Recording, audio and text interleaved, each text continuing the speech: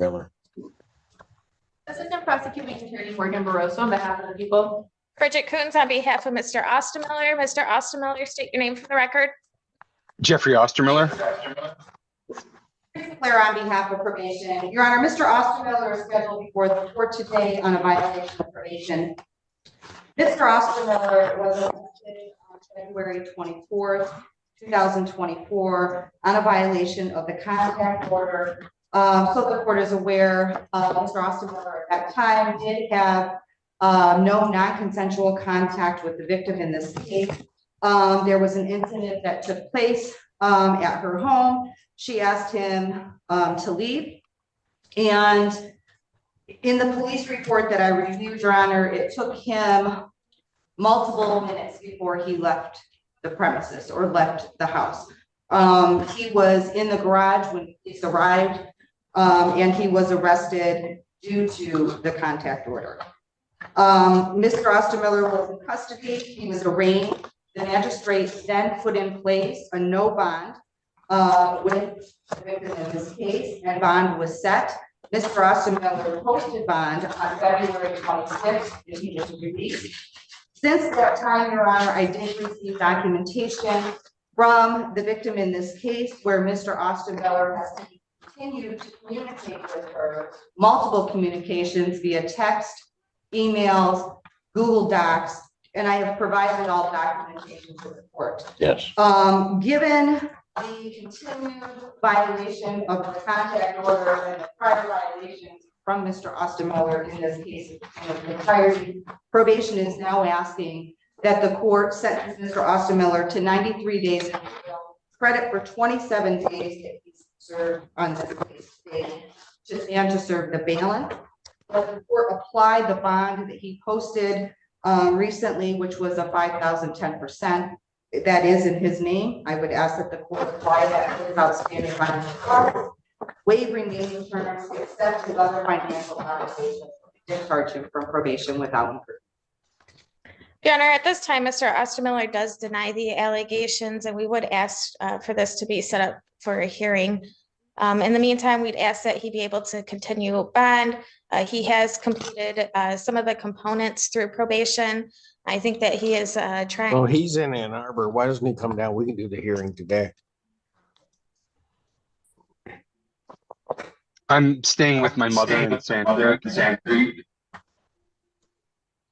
How far is that? About an hour and a half. I got time.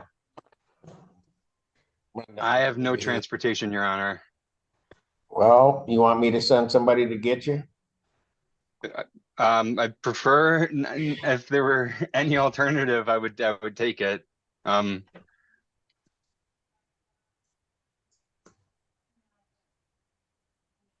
you can come down or we can come get you. Which would you prefer? If you need me to come down, I can make every arrangement possible to try to come down. And what I'll do is I'll adjourn this matter to 3 o'clock. Well, what time is it? 1:30? I'll adjourn this matter to 3:30. Thank you. Thank you.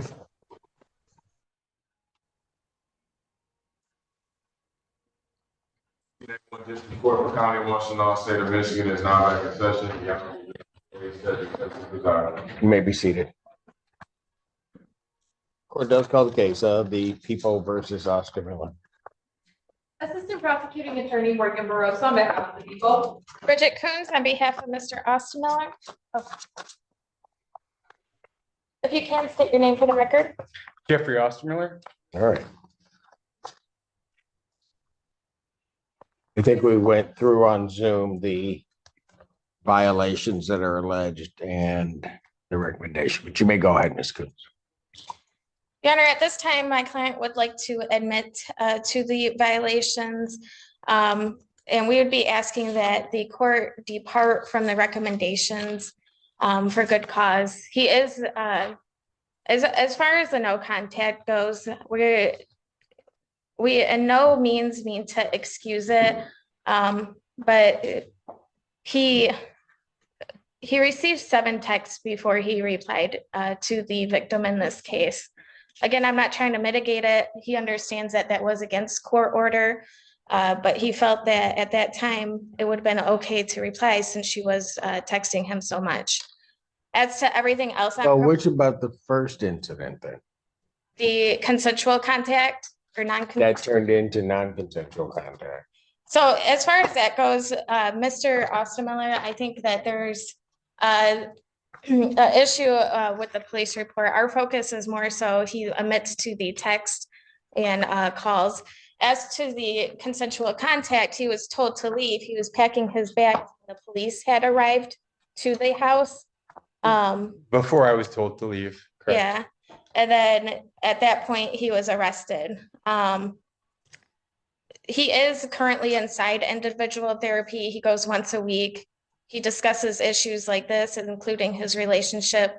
He even has an appointment today at 4 o'clock. He's currently in the domestic violence program.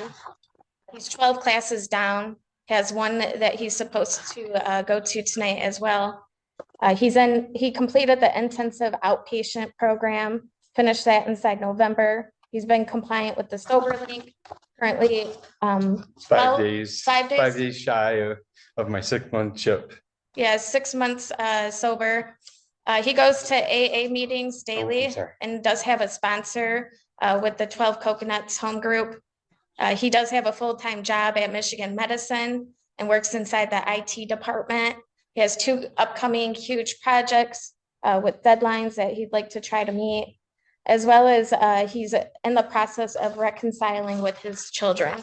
I do have 2 letters from Recovery Technology and Hagira Health Incorporated. He went to their programmings and both of them said that he was doing well in them and he was very much participated inside the activities. So we asked that he be allowed to continue with probation. And I think that he is apologetic about the scenario. Anything from the people? No, Your Honor, we ask that you follow the Ms. Flores' recommendation. All right. Anything else from probation? Nothing further, Your Honor. All right. Mr. Ostermiller, we've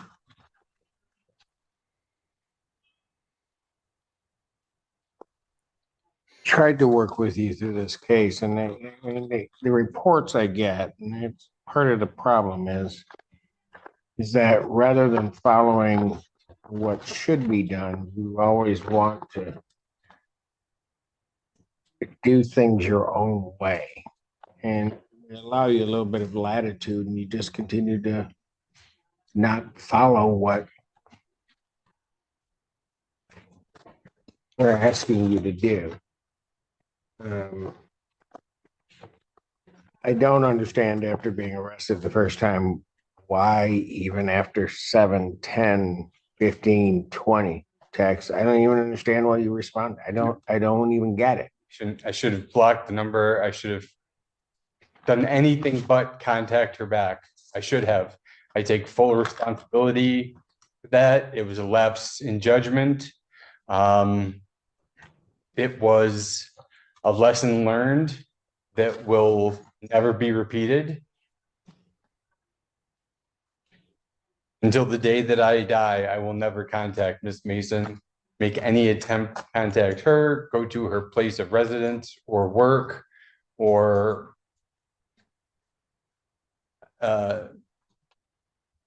anything. I want to be as far away from this woman in this relationship as possible.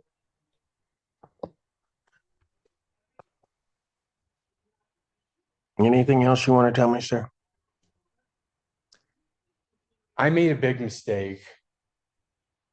I made a big mistake this week. And It is not a mistake that I will repeat ever.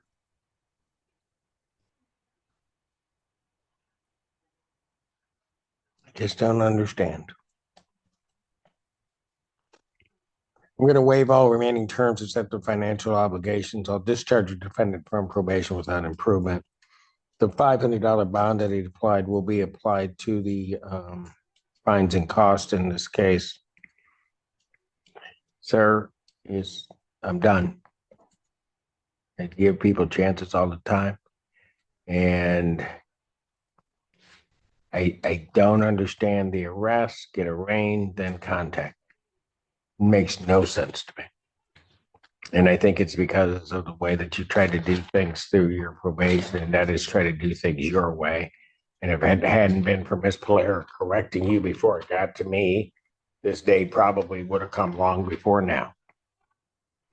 But the way that this is going to be now is I'm going to order 93 days in jail.